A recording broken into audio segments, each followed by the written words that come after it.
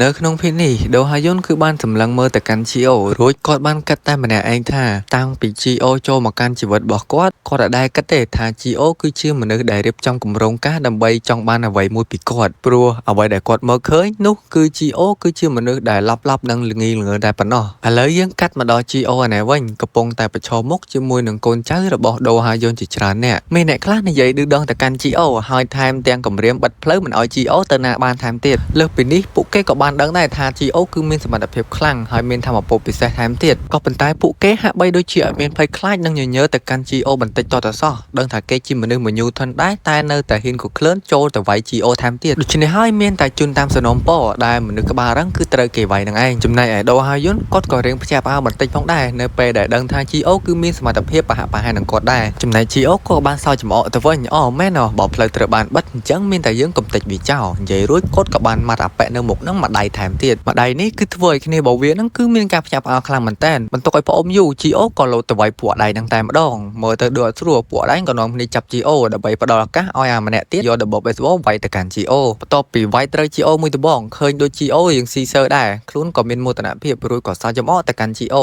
អ្នកបំលែកបេះដូងមានសមត្ថភាពតែប៉ុណ្្នឹងឯងនិយាយមិនទាន់ចប់ផង GO ក៏មាត់អាប៉ែនឹងត្រូវកដាមុខវិញទៅហើយម្ដាយរបស់ GO អាបាយមិញនេះធ្វើឲ្យអាប៉ែសុកលឿងប៉ាងខ្ទេចទៅខាងក្រោយបាត់ទៅចំណែកដូហាយុនគាត់ក៏បានសរសើរ GO ដែរថាកម្លាំងក៏រៀងខ្លាំងដែរក៏ប៉ុន្តែហាក់បីដូចជា GO នេះអត់ទាន់បញ្ចេញសមត្ថភាពពិតនៅឡើយនោះទេចំណែក GO អានេះវិញគាត់ត្រូវបានកូនចៅរបស់ដូហាយុនគឺវាយសង្កត់យកតែម្ដងកូនចៅរបស់វាគឺបង្ខំឲ្យ GO បញ្ចេញសមត្ថភាពពិតខ្លាំងមែនតើអាម្នាក់សក់ក្រហមនៅកណ្ដាលគេក៏រៀងភ្ញាក់ផ្អើលដែរជុំយើងវាយយូរដែរតែដូចជា GO អត់មានរងរបួសអីបន្តិចសោះដោយមិនរងចាំយូរគាត់ក៏បានទិញកាបិតចាក់ទៅកាន់ដៃ GO យកតែម្ដងមួយកាបិតនេះបើសិនជាមនុស្សធម្មតាប្រកាសជាមិនអាចទប់ទល់បាននោះទេក៏ប៉ុន្តែ GO គឺមិនជាមនុស្សធម្មតានោះឡើយបន្ទាប់ពីចាក់មួយកាបិតហើយខុសពីការគិតគេទាំងស្រុង GO គឺបានសម្លឹងមើលទៅកាន់គេដោយកសែភ្នែកដ៏កាចសាហាវដោយមិនរងចាំយូរ GO ក៏ចាប់ផ្ដើមបើកដំណើរការបេះដូងពិសេសរបស់គេរួចក៏ប្រមូលផ្ដុំឈាមនៅទីនោះដើម្បីស្រូបយកមកកាន់ខ្លួនរបស់គាត់ដើម្បីព្យាបាលដៃរបស់គាត់នឹងឯងចំណែកដូហាយុនឯនេះវិញគាត់មានការភ្ញាក់ផ្អើលខ្លាំងមែនទែនដោយសារតែនេះមិនមែនជារឿងធម្មតានោះទេដែលមនុស្សម្នាក់អាចព្យាបាលរបួសខ្លួនឯងត្រឹមតែរយៈពេលតិចជាង1នាទីតែប៉ុណ្ណោះចំណែក GO វិញគាត់ក៏បានផ្ដាច់ចង្វាក់ដែលពួកនឹងរឹតគាត់រួចក៏មាត់ពួកនឹងម្នាក់ម្ដាយទៅហើយគាត់ក៏បញ្ចេញកែវភ្នែកដ៏កាចសាហាវរួចក៏បើកការវាយប្រហារទ្រង់ទ្រាយធំយកតែម្ដងដោយអបិម្នាក់ដែលត្រូវបាន GO វាយឲ្យប៉ើងនោះគឺត្រូវបានបុកគ្នាវាខ្ទាតទៅក្រោយតែម្ដងដោយមិនរងចាំយូរ GO ក៏លេងខ្នាតធំយកតែម្ដងដែលគាត់គឺបានប្រើធម៌ពលពិសេសរបស់គាត់ដើម្បីកោះដីដែលនៅខាងក្រោមគប់ទៅកាន់ពួកគេយកតែម្ដងរីឯអ្នកទាំងអស់គ្នានេះវិញមានការភ័យខ្លាចជាខ្លាំងដោយសារតែពេលនេះគឺមានថ្មដ៏ធំមួយហោះមកកាន់ពួកគេមិនមែនជាថ្មធម្មតានោះទេក៏ប៉ុន្តែភ្លាមនោះហាក់បីដូចជាមានអ្វីមួយបានមករារាំងថ្មមួយហ្នឹងធ្វើឲ្យដីហុយទៅលំពេញនឹងតែម្ដងបន្ទាប់ពីដីរសាត់ចេញអស់ទៅពួកគេក៏បានឃើញដៃមនុស្សម្នាក់ដែលបានកំទេចថ្មមុនហ្នឹងហើយក៏បានបង្ហាញរាងកាយដ៏រឹងមាំហើយនឹងស្រស់ស្អាតម្នាក់នោះគឺជាដូហាយុនហ្នឹងឯងរួចដូហាយុនក៏បានសួរទៅកាន់ GO ត្រង់ថាតើឯងគឺជាមនុស្សបំលែងបេះដូងប្រភេទណាបើមើលទៅតាមសមត្ថភាពរបស់ឯងជាក់ស្ដែងទៅឯងគឺអាចព្យាបាលរបួសខ្លួនឯងឡើងមកវិញតែអ្វីដែលយើងនឹកឃើញនោះគឺជាក្មេងប្រុសម្នាក់ក៏ប៉ុន្តែសមត្ថភាពរបស់វាគឺខ្សោយជាងឯងឆ្ងាយណាស់ម្យ៉ាងទៀតយើងមិនគិតថាវាគឺខ្លាំងដល់ថ្នាក់នេះទេតែពាក្យសម្ដីចុងក្រោយរបស់ដូហាយុនគឺបានធ្វើឲ្យ GO គឺមានការភ្ញាក់ផ្អើលខ្លាំងមែនទែនដោយសារតែដូហាយុនគឺបាននិយាយថាដោយសារតែក្មេងប្រុសម្នាក់នោះគឺត្រូវបានផ្ទុះស្លាប់ជាមួយនឹងក្របបែកទាំងនោះបាត់ទៅហើយទាំងដែលតាមកាពិតក្មេងប្រុសម្នាក់នោះកំពុងតែឈរនៅចំពោះមុខគេនេះឯងហើយមិនរងចាំយូរដូហាយុនក៏បានចូលទៅវាយប្រហារ GO យកតែម្ដង GO ក៏បានកិច្ចផងរួចក៏បានកិត្តតែម្នាក់ឯងផងកាំងដងព្យួរត្រូវតែស្ថិតក្រោមការសង្ស័យរហូតដល់ទីនេះត្រូវបានបញ្ចប់តែមានអ្នកដឹងថាកាំងដងព្យួរនឹង GO ចង់និយាយសម្ដៅទៅលើតួអង្គមួយណាមានក៏រៀងផ្លេចដែរតួអង្គច្រើនពេកហើយបើទោះបីជាមានខំរយ៉ាងណាក៏រកអត់ឃើញដែរតួអង្គច្រើនពេកចាំពេលដែលរកឃើញចាមកប្រាប់វិញតោះឥឡូវចូលសាច់រឿងយើងតទៀតអញ្ចឹងដោយសារតែការវិបហារបស់ GO និងដូហាយុននឹងគឺវាវែងពេកអញ្ចឹងមានសូមសង្ខេបខ្លីៗទៅដោយដូហាយុនគឺបានបញ្ជាឲ្យកូនចៅរបស់គាត់នឹងគឺថយឲ្យឆ្ងាយបន្តិចហើយគាត់ក៏បានដាក់ម្ដាយទៅកាន់ GO ទៅធ្វើឲ្យអាដៃណែធ្លាក់មកក្រោមតែម្ដងក៏ប៉ុន្តែមិនមែនជាបញ្ហាទេ GO គាត់អាចបណ្ដោះអវជីវៈរបស់គាត់ឡើងមកវិញដូហាយុនឃើញអញ្ចឹងគឺមានការភ្ញាក់ផ្អើលខ្លាំងមែនទែនតែ GO គឺមិនមែនទុកឱកាសឲ្យដូហាយុនអាចដកដង្ហើមបាននោះទេរួចក៏លោតទៅធាក់ដូហាយុនមួយជើងទៅនៅក្នុងភាគនេះយើងនឹងបានឃើញវត្តមានពិសេសអំពីតួថ្មីរីឯតួថ្មីនេះឯងមានឃើញហើយហែវយកតែម្ដង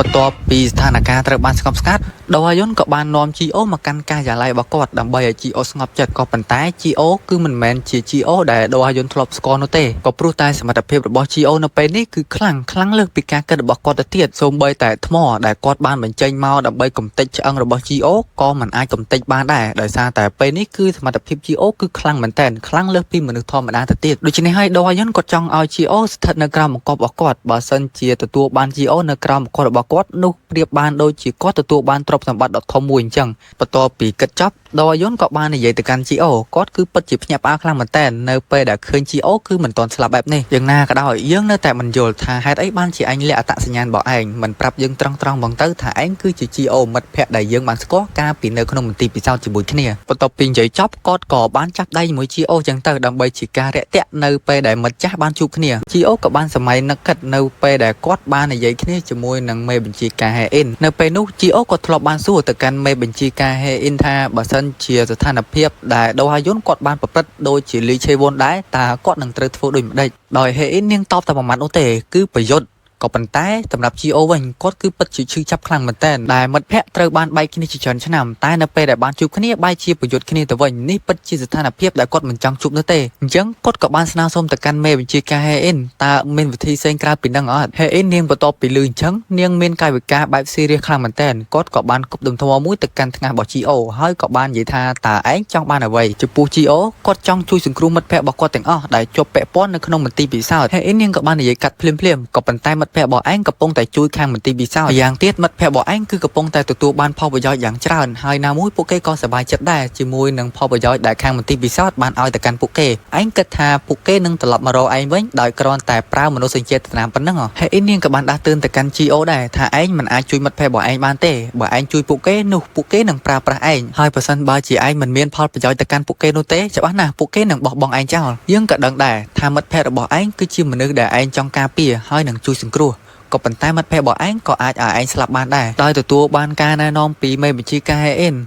GO គាត់ក៏បានភ្ញាក់ខ្លួនថាមិត្តភក្តិរបស់គាត់គឺមិនមែនជាមិត្តភក្តិដែលគាត់ធ្លាប់ស្គាល់កាលពីក្មេងទៀតនោះទេតែ GO ក៏បានគិតឡើងវិញបើសិនបើជាគាត់បោះបង់នៅពេលនេះចោះមិត្តភក្តិដែលនៅសល់អាចទុកចិត្តបានតើពួកគេនឹងទៅជាយ៉ាងណាតើខ្ញុំគួរតែធ្វើអ្វីដើម្បីជួយសង្គ្រោះពួកគេពេលនេះគាត់គឺពិតជាអស់សង្ឃឹមខ្លាំងមែនទែនចំណែកឯ Hein បន្ទាប់ពីឮការសម្រេចចិត្តរបស់ GO នាងពិតជាពេញចិត្តខ្លាំងមែនទែនដូច្នេះនាងនឹងជួយគាត់ Hein នាងបានផ្ដល់យោបល់មតិឲ្យ GO បន្តិចទៅហើយបើសិនជាឯងចង់ជួយសង្គ្រោះពួកគេឯងត្រូវតែខ្លាំងជាងពួកគេហើយនឹងឈរនៅលើពួកគេក៏ប៉ុន្តែ GO ក៏អត់ដឹងទេថាត្រូវធ្វើដូចម្ដេចដើម្បីឲ្យខ្លាំងជាងពួកគេហើយនឹងឈរនៅលើពួកគេបានអញ្ចឹងរឿងនេះទុកឲ្យ Hein ជាអ្នកជួយដោយនាងបានបញ្ចូលឈាមរបស់គាត់ឲ្យទៅកាន់ GO ក៏ប៉ុន្តែសាច់រឿងក៏បានប្រាប់យើងទេថាវាទៅជាយ៉ាងណាទៀតដោយឥឡូវនេះយើងកាត់មកដល់បច្ចុប្បន្នណែវិញ GO គាត់ក៏បានសួរទៅកាន់ដូហាយុនត្រង់ថាតើឯងពិតជាបានផ្លាស់ប្ដូរឲ្យមែនដែរឬទេបេះដូងរបស់ឯងលោត80ដងក្នុង1វិនាទីក៏ព្រោះតែខ្ញុំអាចស្ដាប់ឮចង្វាក់បេះដូងរបស់ឯងនៅពេលនោះ GO គាត់ក៏បានសម័យនៅពេលដែល Hein បកគោឈាមឲ្យគាត់បើសង្ខេបឲ្យខ្លីមកនៅពេលនោះគឺ GO ទទួលបានឈាមរបស់ Hein ដូច្នេះហើយធ្វើឲ្យ GO មានសមត្ថភាពស្ដាប់ឮចង្វាក់បេះដូងរបស់អ្នកដទៃ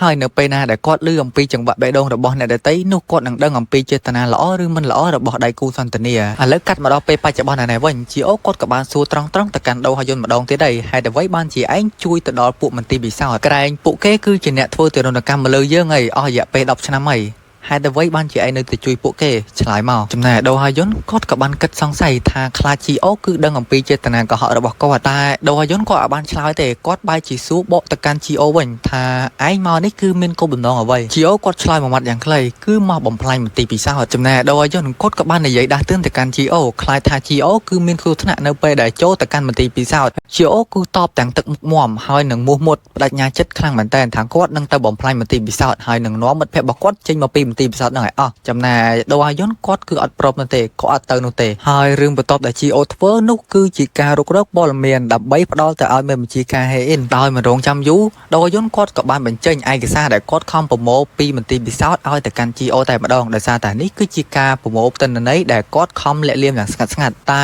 GO គាត់ក៏បានតបទៅថាជប់សិនយើងដូចជាមានអ្វីមួយសង្ស័យបើសិនបើជាឯងមិនចង់ធ្វើជាសត្រូវរបស់មន្ទីរពិសោធន៍ទេហេតុអ្វីបានជាឯងប្រមូលទិន្នន័យផ្ទៃក្នុងរបស់ មន្ទីរពិសោធន៍ច្រើនម៉េះដោយមិនអាចលាក់ GO បានដូរយន្តគាត់ក៏បាននិយាយតាមត្រង់តែប៉ុន្តែយើងពិតជាចង់ប្រឆាំងជាមួយនឹងមន្ទីរពិសោធន៍ខាងណាក៏ប៉ុន្តែដោយសារតែយើងមានបេសកកម្មមួយគឺជាការធ្វើឃាតមន្ទីរពិសោធន៍នេះគឺ